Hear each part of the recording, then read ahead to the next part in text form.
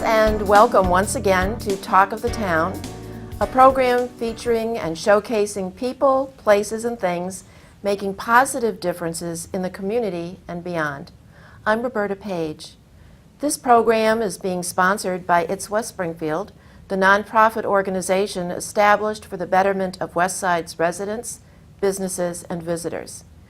We are recording in studio on Wednesday, January 11th, 2017. Happy New Year to all. And perhaps you can guess who my guest is for this program. Given the beautiful blue flowers that we have here, courtesy of DeRocher Florists, blue is definitely the color of the day, honoring all the men and women in blue, our first responders, police officers. I am very pleased to have West Springfield Police Chief Ronald Campurciani joining me. Welcome, Chief. Roberta, thanks for asking me. I want all of my viewers to get to know West Side's Police Chief a bit better. And you grew up in West Springfield. I did grow up in West Springfield, yes, Yeah. many years ago. And you graduated from I graduated from West Springfield High School in 1980. 1980. And so what, I guess, let me ask, how old were you when you thought that you might be interested in law enforcement? You know, it's funny, I get that, people ask that question a lot, and I don't really have a fluid answer for you. It kind of was something I thought about early on.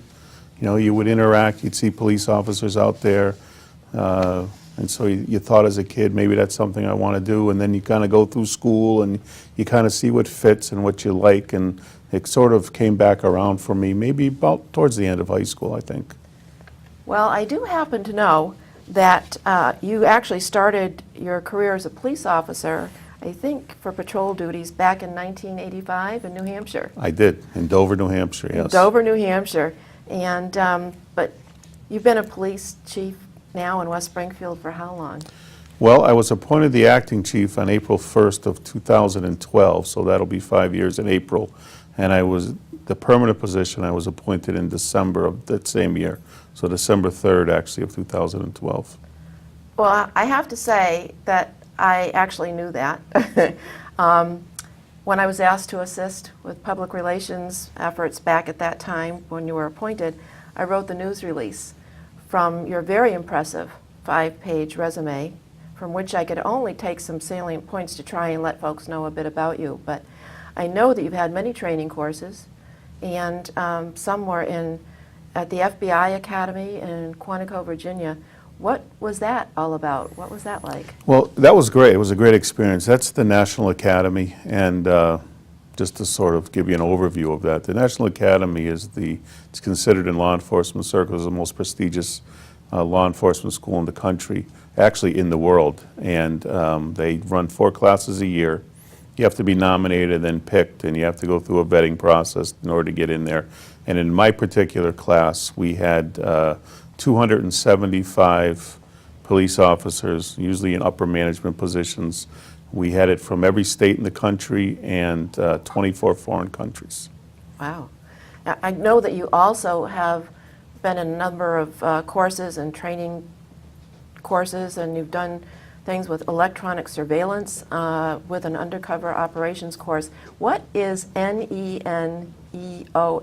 It's on Cape Cod somewhere, but I don't know what it stands for. It is. That's the New England Narcotics Enforcement Officers Association, and I sat on that board of directors for many years for that organization. We'll talk a little bit about narcotics and what's happening now currently in just a bit, but I also know that that you were with the Royal Canadian Mounted Police in Canada for something. Well, we did a course up there, and we had a course of study with the Royal Canadian Mounted Police on marijuana eradication and things like that. So we spent a number of months up there with the Royal Canadian Mounted Police. They were a phenomenal group to work with, very informative. That had to be very interesting, I would think.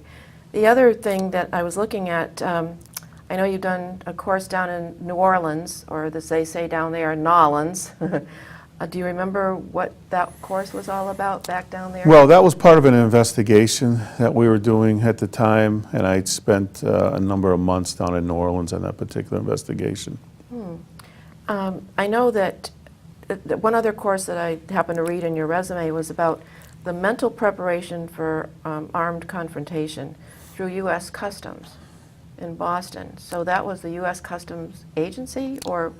Yes, U.S. Customs put that on. They had an agent that described it. It was basically, there's a lot of, as you can imagine, if you have to use deadly force, police officers now, in fact, unfortunately, it seems like the world we live in has become more and more common every day. But that course taught you how to, because psychologically police officers go through a number of things after a shooting that people don't hear about a lot of times.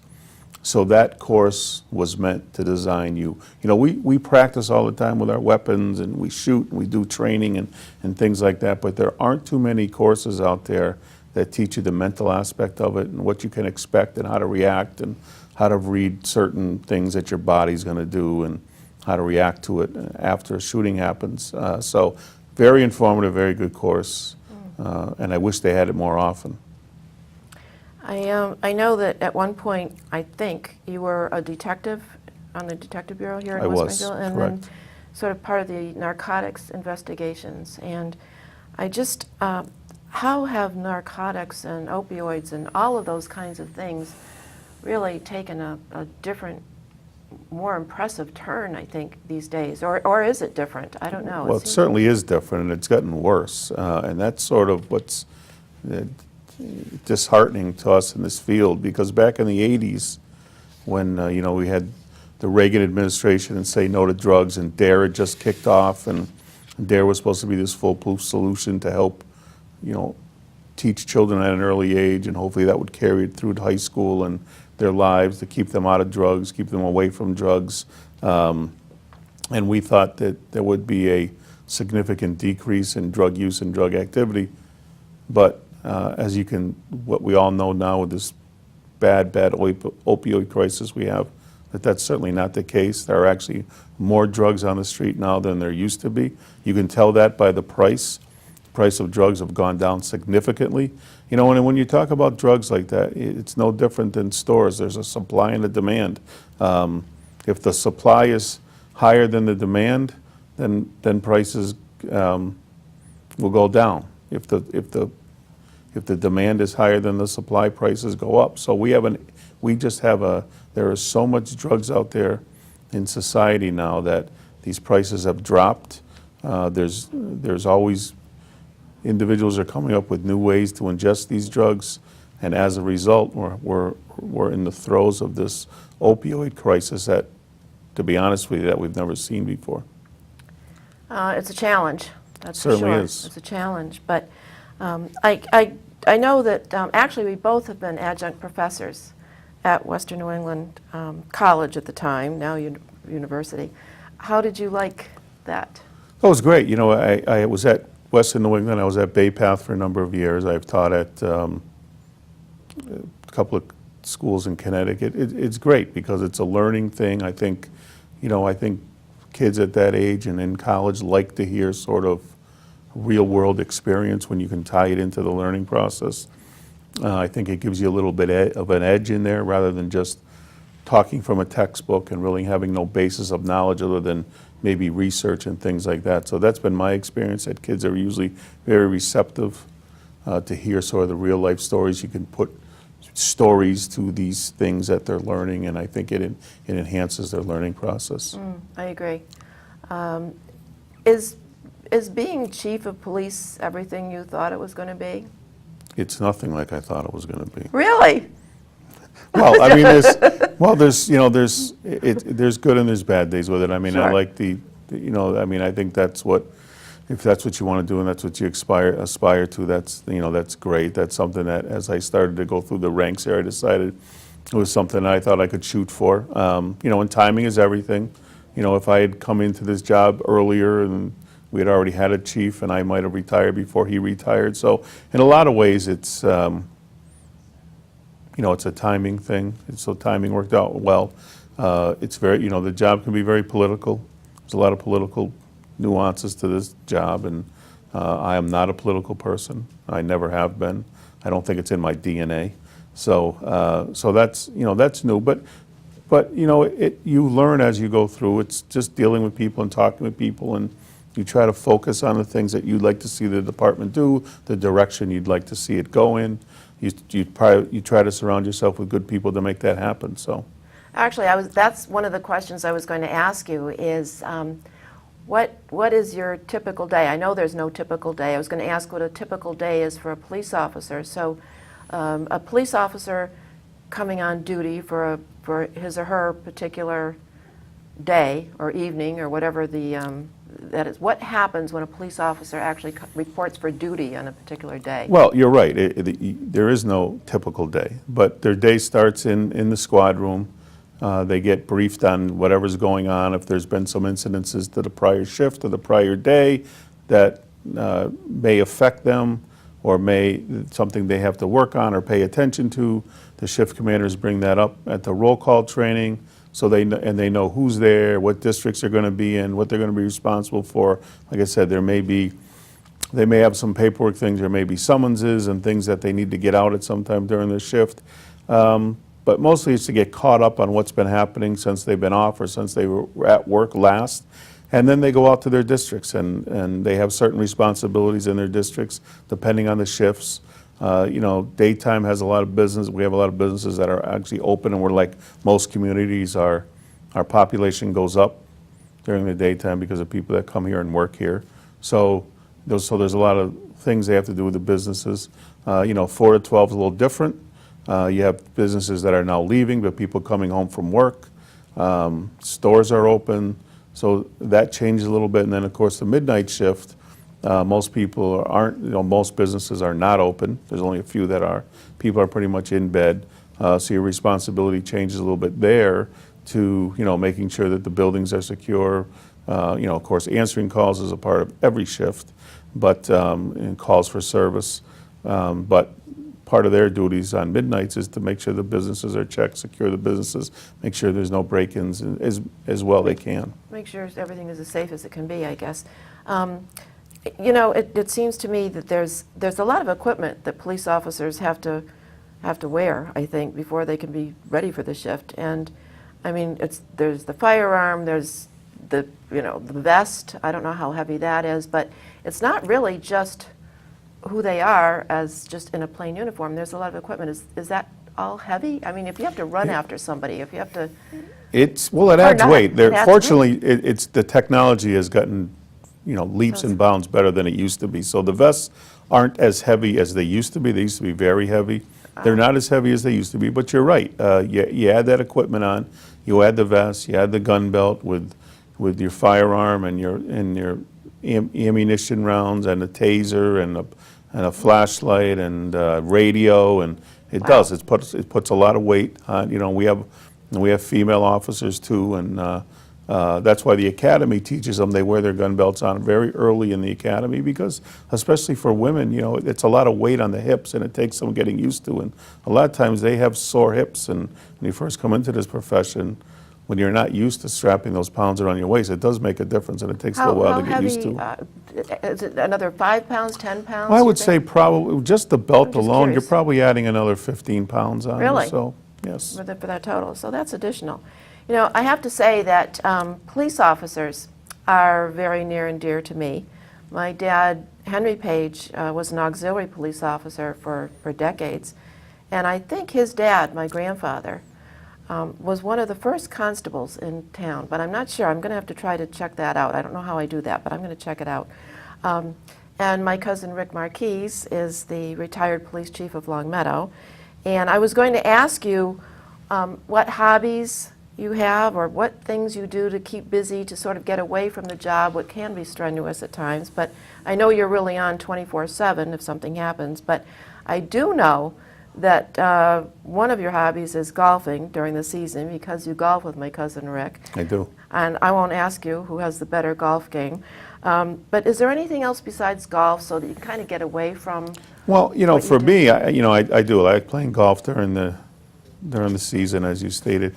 But really, the rest of the time is, you know, I have 11-year-old twin girls who play every sport imaginable. So, really? They're so cute, too. So, well, thanks. But literally between, and you know, it's interesting because sports aren't like they used to be when I was growing up, and now these seasons seem to overlap with everything.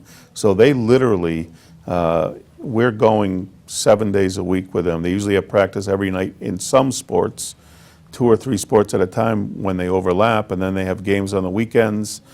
So it's busy. So as far as my spare time, I don't know if it's spare time, but that's what I do outside of work. That's reality. You know, I'm sure you've seen a lot of difficult things over the course of the years being a police officer. But I'm just wondering, is there anything that you can remember that was kind of funny, that you might have gone out on a call and said, it wasn't serious, it turned out to be something funny, or something that brought a smile to your face? I don't know if there's anything that could ever be that way. Yeah, I mean, there's a lot of funny stories over the years. You know, just interactions with people. I think people in situations kind of do funny things sometimes. I think they don't realize it. Nothing off the top of my head that I can think of a real funny story, but you know, there's always something going on. You're dealing with public, the people, and we're all humans, and things happen, and sometimes they say or do things maybe they wish they hadn't, and so you know, funny to one person may not be funny to another. That's true. That's true. I have to say, I don't know if there ever could be anything funny, but it just seemed that I'm sure there might have been a smile to your face at some point in time that you didn't think it maybe was as serious, hopefully, as it turned out. But I have to tell you that a number of years ago, I participated in the Citizens Police Academy and in West Springfield. And it was a 6-week program, and I learned so much about what officers learn and experience and what they have to go through. Do you anticipate that coming around again by any chance? Well, it's interesting you bring that up. We're getting prepared to launch it again. Oh, good. We're hoping to have it up and running by the spring. Good. You know, a lot of these programs, to be honest with you, have suffered over the course of the last few years because of our decrease in manpower. And our budgets were cut a few years ago, and we lost officers, and we're just starting now to get those officers back. So, and unfortunately, when you have cuts like that, and you have to deal, and that's my primary responsibility is obviously the budget, and we have to pare down, and we have to stop doing some things that we did before. And unfortunately, things like the Citizens Police Academy, which I get, that I understand is a great tool. So well worthwhile, really, it really and truly. is. And I learned a lot. I have to tell you, I remember vividly that it's a 6-week program, as I recall, and the last 3 hours of that 6 weeks, you go on a ride, you know, with a police officer. You go on a ride along in a cruiser, and mine was from 6 to 9 p.m.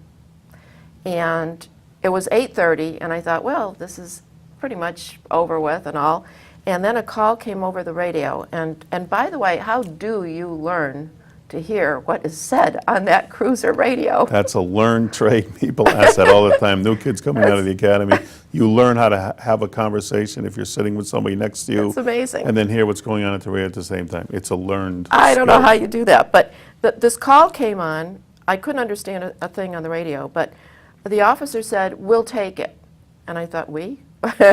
And because we were close to a situation. And I know it was, he said it was a domestic argument, and I remember from the program that sometimes domestic arguments and situations can be some of the most difficult to deal with. But I have to tell you, the officer was calm, but my heart was beating a mile a minute. And does that happen when officers have to address a call? Does that still happen for them? That, you know, the adrenaline sort of kicks in? I'm sure it will, and it should always, because, you know, that's one of those things where, you know, that gets stress or anxiety, as some people might like to call it. There's good stress and there's bad stress, and things like that make you alert, give you a little stress, you know you're going to that call. That keeps you alert. Hopefully it's enough to keep you alert. Not enough where if it's so much so that it paralyzes you into what you're doing, then that's not a good thing. But it's enough to sort of tell you that, okay, this is where I'm going. They know what they have to do. They may have been to that location before. They might know what they have to deal with. So it's sort of, now they're prepared, it sort of puts them in that right frame of mind. You know, it's interesting, policing years ago was described by somebody as hours and hours of boredom surrounded by moments of sheer terror. And I think there's a lot of truth to that statement.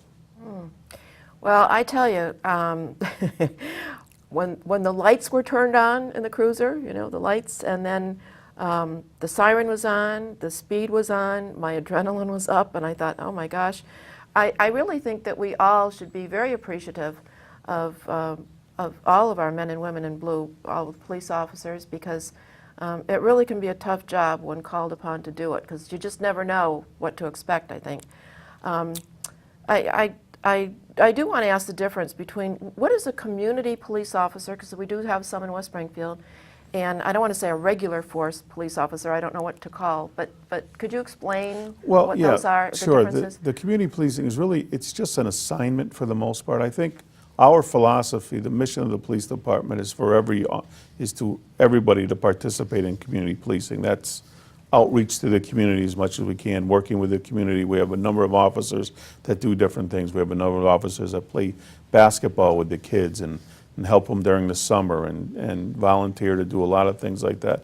That's all part of the community policing philosophy that the department is run by. The community policing officers themselves is an assignment, like officers in the Detective Bureau. Their specific assignment is to do this and set up these types of programs, like the Citizens Police Academy that you mentioned, things like that. So that becomes what their focus is for the day. So I guess in what you're asking, community policing is both a noun and a verb, because it's not only a philosophy, but for some officers it's specific what they do every day. You know, I can remember, is it the past year or 2 years or 3 years that I think you've hosted some sort of a barbecue or some sort of a community gathering on our town common in West Springfield. And was that hosted by the police department, by you, by our officers, by? Yeah, well, all of us. I started that 2 years ago. This past August was the second year. I started a year ago because we want to do some type of outreach to the community. And so again, to get to know police officers other than the guys and the women they see driving by in a police car. We wanted to take some of the fear, if there is, for such a word, if that's a good word, away from the police, understand that we're people too. We have families, we have the same views and viewpoints as a lot of people. We just wanted people to get to know, so it was sort of a fun day. So we did that the first year. I wanted to start that up. Last August, like I said, was our second year, so hopefully this is something that will continue for many years, because I think it's just a worthwhile event to have. I think so. I think the more that people can know the police officers and not afraid to talk with them, and you know, if you see something, say something, and Sure. and help you out doing your jobs. I think that's really an important facet, I think. But we're going to be running out of time here shortly, but is there anything that you want to tell the folks about what would be helpful, I mean, for residents or businesses or people just to know about police officers, or how they can help other than getting to know them and not being afraid to talk to them, and if they do see something to give a call, or what would you like to? Yeah, I think all those are important. You know, we're just, like I said, we all go home at the end of the day and we have the same issues and problems that we get called to help people out every day that we work. We all have families, we have children, so there's issues with schools, and there's issues with homework, and there's issues with time, and there's issues with, so we have those same things. We're part of the community. We're just like everybody else in here. So I think sometimes people look at us sometimes as not being part of the community, and some of that falls on us to make sure that we always reinforce that belief that we are part of the community. But fast forwarding to today and the world that we live in, and you already hit upon it, if you see something, say something. That seems to be the common thing, but it's right. And there are so many things going on right now, and I can't tell you how many times things happen. We investigate a crime that's happened, and we hear later on that people knew or saw something earlier and never called and felt that they should have, but weren't quite sure. and so didn't. And what I would like to tell people is, let us figure that out. Let us make the determination on whether we need to act on what you're seeing. But you need to call us when you see something at the time you see it, and please call us first. There's a tendency sometimes for people to, they're not sure what they saw, so they want to run it by a friend or a family member, and they'll ask them first, and then that person will say, no, you should call the police, and then we cause them, and sometimes that gap and that delay keeps us from enforcing what we need to do. So I would say absolutely call us when you see something. We will make the determination if we think there's something there or not. We'll investigate it, but at least it'll be done in a timely manner, because that is a common thing that happens for us. I think, yeah, if people know that, it's better to be safer and call Absolutely. rather than not call. Listen, you're not bothering anybody. We're open 24 hours a day, 7 days a week. So somebody's there. So it's really better to call, and I'm sure you'd Absolutely. rather investigate something and check something out and see if something can be stopped in its tracks, or if nothing's critical or crucial, then it that's is. okay too. Absolutely. That's okay too. Absolutely. Well, I know the department has its own insignia, but I would like to give you a full color lapel pin, which is courtesy of Page One Productions, which is producing this segment, that It's West Springfield, which is the nonprofit that I talked to you about and early on. It was developed from our West Springfield town insignia, and actually our it's not the insignia, but the seal of the town, and the town's incorporation of 1774. And so I'm going to give that to you. And I know that you brought in something that I want to hold up so people can see, but this is going to be for you. This is interesting because it mirrors what our patch is. Absolutely, absolutely. And I just want to show this because this was the patch that you gave me earlier before we started. And I just want to see if we can get this camera over here, see if Chris can pick this up so that you can actually see what can we get in closer? No, that's about it, but that's all right. Well, that shows a little bit about, and this is what all of our police officers wear, correct? Correct, yes. On their uniforms. Yes. And if you have any suggestions or comments about It's West Springfield, or suggestions about potential guests and so forth, I certainly would love to have you give a call, or you can certainly write in to Post Office Box 423 in West Springfield, 01089. And I'd like to thank everybody who helped in studio today. And before you leave, Chief, I'm going to ask you to sign our guest book, if you would. Sure, yeah. Thank you very much. Please stay tuned for another guest. Hope you can tune in. Again, if you have any comments, please do let us know.